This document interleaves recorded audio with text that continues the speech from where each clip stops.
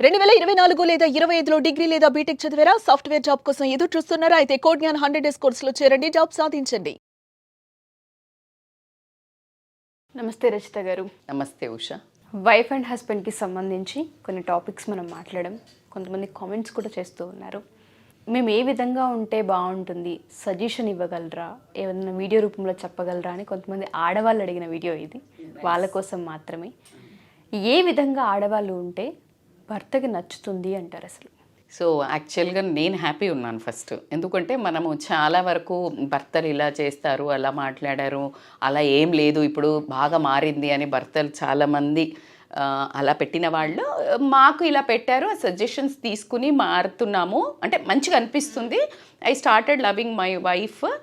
మా ఇంటి ఆడపడుచు మీరు ఫ్రమ్ ఏకేపీ అని పెట్టారు. సో మొన్న కూడా చెప్పాను, thanks to AKP brother. So కాబట్టి ఇప్పుడు మీరు అడిగిన క్వశ్చన్ పర్ఫెక్ట్గా ఆడవాళ్ళు కూడా ఎలా ఉండాలి ఖచ్చితంగా. See both things correction. ఇక్కడ మనం ఏమీ వ్యాలిడేషన్ ఇస్తలేము, బట్ యాజ్ అ సైకాలజికల్గా ఏంటి, ఏ మనిషికి నా భార్య ఇలా ఉంటే బాగుంటుందని కొన్ని పారామీటర్స్, సెట్ రూల్స్ అయితే ఉంటాయి.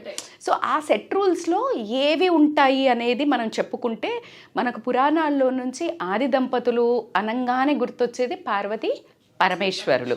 సో వాళ్ళను పురాణాల్లో నుంచే దంపతులు అనగానే వాళ్ళిద్దరిని. అయితే కొన్ని చోట్ల ఎలా చెప్పారు అంటే పురాణాల్లో, ఎప్పుడైతే మీకు దేవుడి గుడి లేని పరిస్థితుల్లో ఒక మంచి ఆదర్శ దంపతులను కూర్చోబెట్టి పూజ చేస్తే స్వయంగా పార్వతీ పరమేశ్వరులను కూర్చోబెట్టి చేసినంత వ్యాలిడేషన్ ఉంటుంది అని చెప్పడం జరిగింది.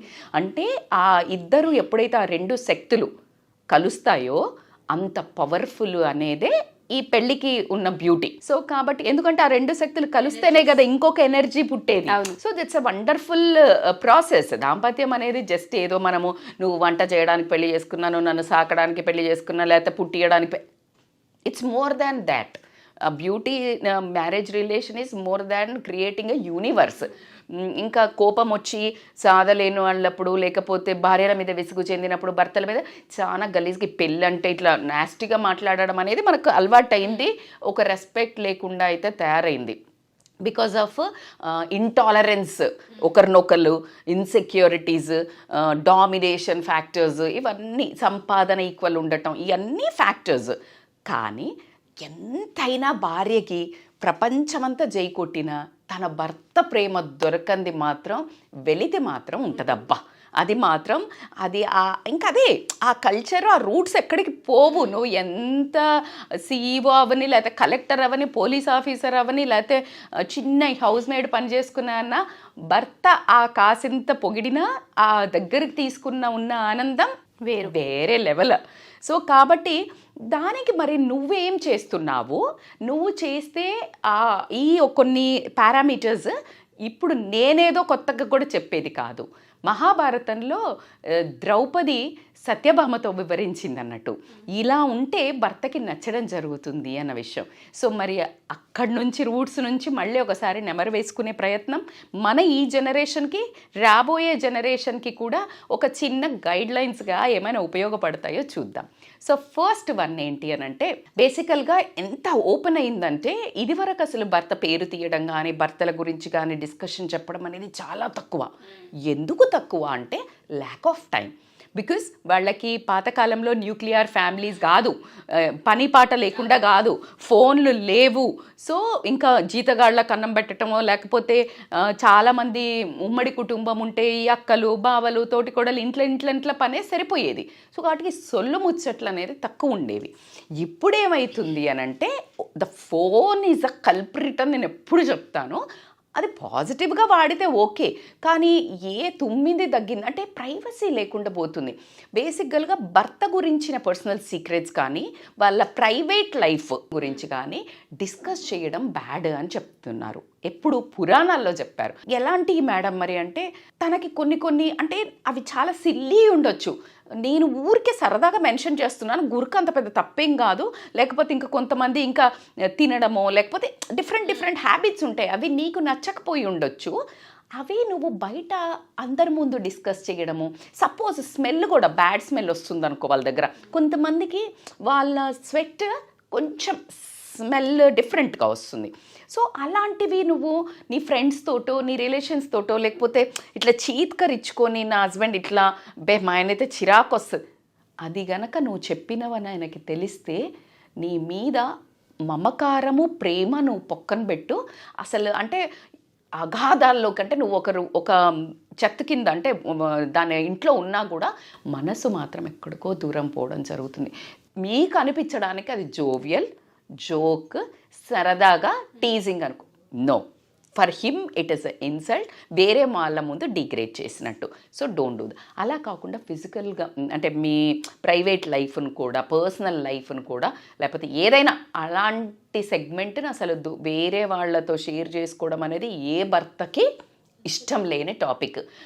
అబ్బాయిలు మాట్లాడుకుంటారు కదా అంటే నాకు తెలిసైతే భార్యల గురించి మాట్లాడరు. ఒకవేళ మాట్లాడినా అది వాళ్ళ కర్మ. కానీ భార్యలు మాట్లాడినరు అని తెలిస్తే మాత్రం వీళ్ళు ఒకసారి వెనక్కి తీసుకోవడం అయితే జరుగుతుంది. ఆ పర్సనల్ లైఫ్లో కూడా ఒక కాన్షియస్గా ఉండాల్సి వస్తుంది. ఎప్పుడైతే కాన్షియస్గా ఉన్నప్పుడు అది పర్సనల్ లైఫ్, హ్యాపీ లైఫ్ అయితే ఉండదని నా ఫీలింగ్. సెకండ్ వచ్చేసి చాలామంది వైఫ్స్కి ఖచ్చితంగా అందరికీ, నీకు ఉంటుంది నాకు కూడా ఉంటుంది, ఏంటి నా భర్త నా మాటే వినాలి, లేకపోతే మొత్తం ఇలానే మ్యాజిక్ చేసి నా మాట వింటే బాగుండు, మా అత్తగారి మాట, మా ఆడపడుచు ఇప్పటిదాకా బాగానే ఉంటాడు, వాళ్ళు వస్తే మారిపోతాడు, వాళ్ళ వైపు ఫోన్ మాట్లాడా కథమే, ఇలాంటి ఒక ఉండి వశీకరణ అనే భావాల దగ్గరికి 80% లేడీసే ఉంటారు. నా భర్త నా మాట వినట్లేదు, వశీకరణ చేసుకోవాలి. సో అది ఉత్తమ మూర్ఖత్వం. వశీకరణలతో భర్త నీ చేతికి వస్తే అందరు భర్తలు ఈ పాటికి డుడు అనుకుంటూ ఉండేవాళ్ళు. అలా ఏమీ జరగదు. మూర్ఖత్వం. నీ బిహేవియర్తో నీ వశీకరణలోకి వస్తారు. సో ఇంకొకటి గయ్యాలితనంతో కానీ, అంటే గట్టిగా అరవడము, గర్వంతో కానీ ఇలాంటి వాటితోటి మాత్రం భర్తను ఆధీనంలోకి తెచ్చుకుంటాం అనుకోవడం అయితే చచ్చేంత మూర్ఖత్వము.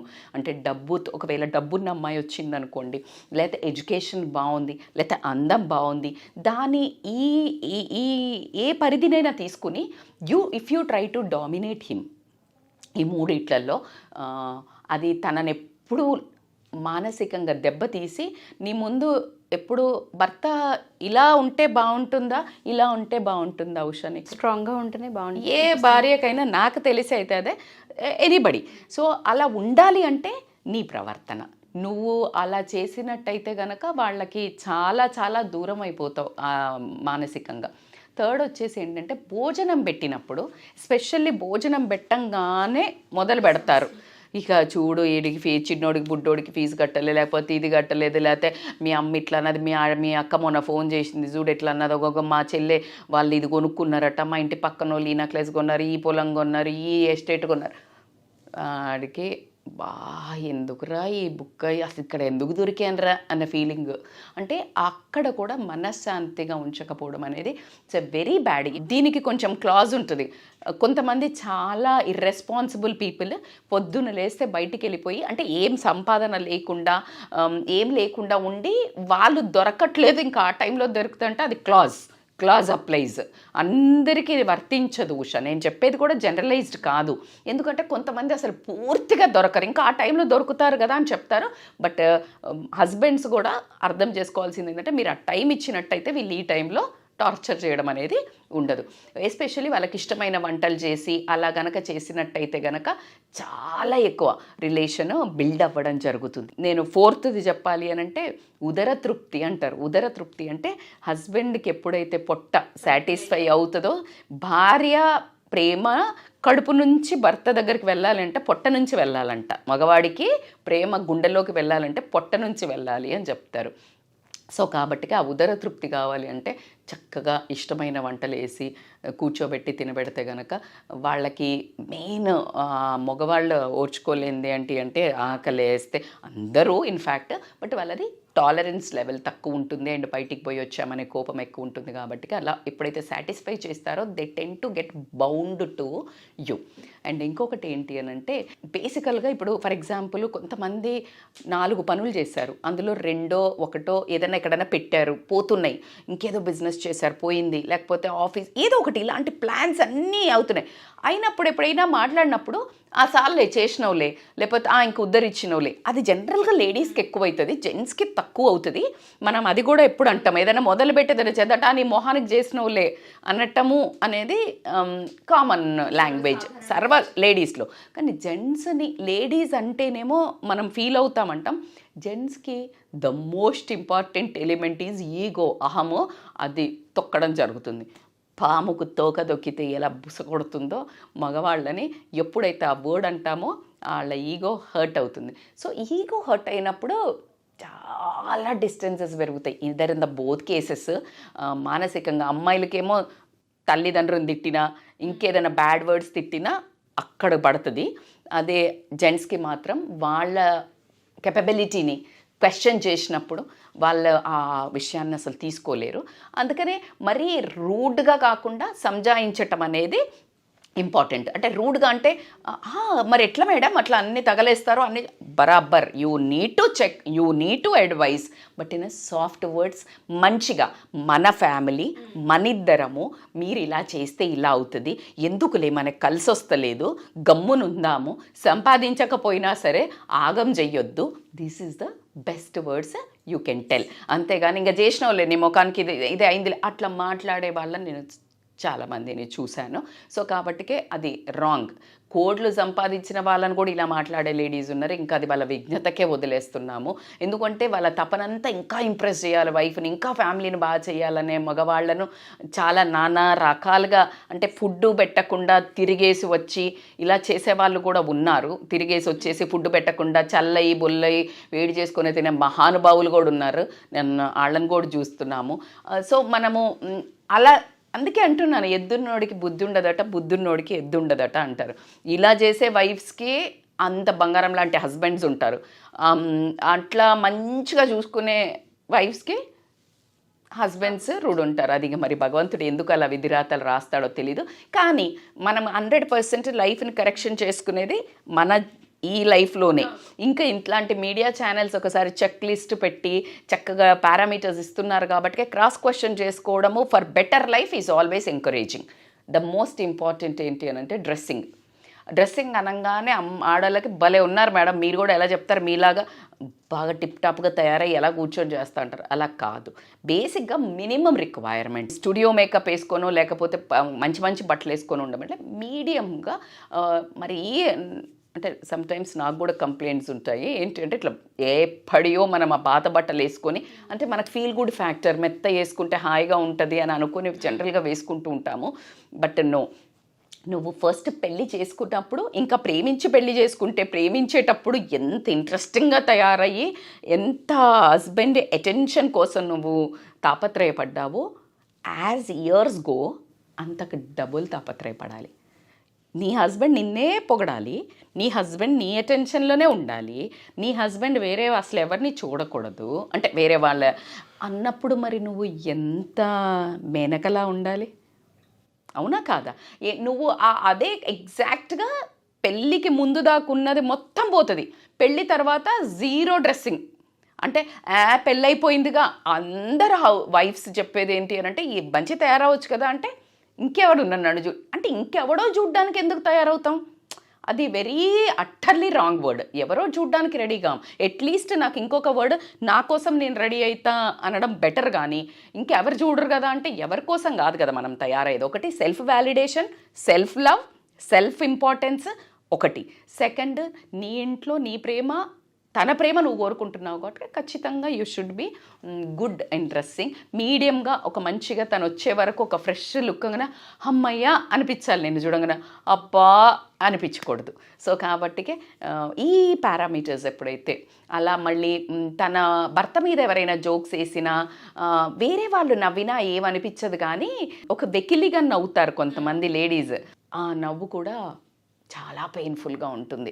ఇట్ ఈస్ నాట్, మనం ఆ టైంలో ఏమన్నా నువ్వు నవ్వుతా, అబ్బాయిలు కూడా చేస్తారు ఇది, ఎగతాళి చేయటం అయ్యి. కానీ భర్త భర్తను ఒక రకమైన స్టేజ్లో చూడాలని అనుకునేదే మన బాధ్యత, మన సర్కమ్స్టాన్సెస్ అంటే మన కల్చర్. భర్త అంటే ఇలా భర్తను వ్యంగ్యంగా మాట్లాడినా, ఎగతాళిగా మాట్లాడినా సొసైటీ తీసుకోదు, భర్త తీసుకోడు. ఒక రకంగా నిజంగా నీకు లోపల బయటకు వచ్చిందా అనుకుండా ఉండాల్సిందే అనుకునే వ్యక్తులు కూడా చాలామంది ఉంటారు, అమ్మాయిలు, ఇది నోటి దూలకి అనేసిన తర్వాత. సో ఒక రకమైన నేను ఒక గ్రూప్ గ్యాదరింగ్లో ఉన్నప్పుడు హస్బెండ్ ఇట్లా చాలా చీప్గా మాట్లాడుతుంటారు. మాట్లాడినప్పుడు వాళ్ళ మొహం ఇంత చిన్నగా అయిపోయింది తెలుసా, పవర్ఫుల్ ప్లేస్లో ఉంటారు. నాకు ఎంత బాధ వేస్తుందో, how they can talk this much rude అనిపిస్తుంది. సో కాబట్టికే ఈ క్రాస్ చెక్ చేసుకోండి అబ్బా. నువ్వు ఏమనుకున్నా విడదీయలేని బంధం, వదులుకోలేని బంధం, భరించే బదులు చక్కగా కొంచెం కరెక్షన్స్ చేసుకొని ఈ 92.7 92.5 93.5 ఉంటాయి కదా, ఆ 4 దగ్గర ఉన్నారనుకో, కొంచెం ట్యూనింగ్ చేసుకుంటే బ్యూటిఫుల్ శ్రవణానందంగా ఒక బ్యూటిఫుల్ సాంగ్ వచ్చినట్టు నీ జీవితం కూడా అత్యద్భుతంగా ఉంటుంది.